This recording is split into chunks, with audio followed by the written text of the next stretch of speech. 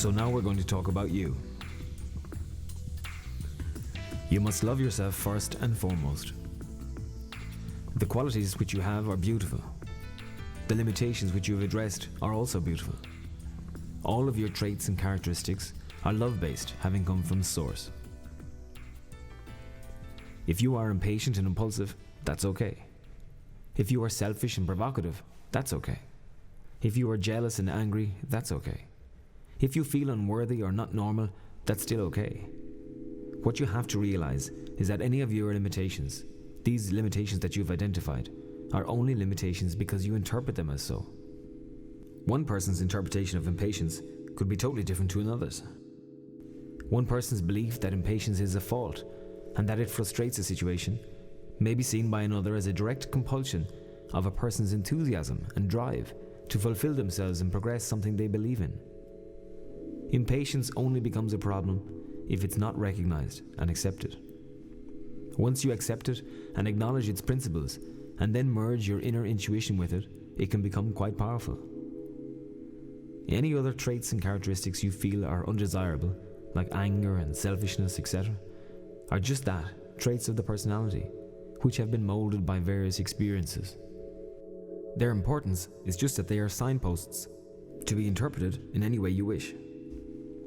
Ultimately, they are there as your teachers, to give you lessons, to help you to grow and to empower yourself, and to come back full circle to source. So the selfishness or anger, once recognized and accepted, is controlled and channeled by an inner grace. So it is important that you be honest with yourself.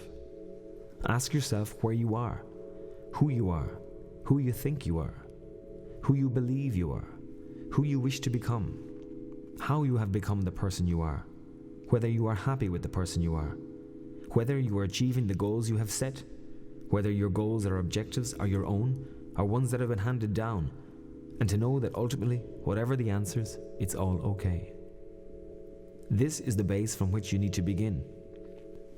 There are no coincidences.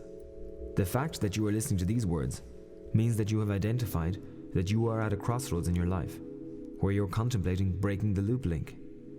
Understand that it's crazy to continue to do the same thing, having the same beliefs, and expecting a different outcome.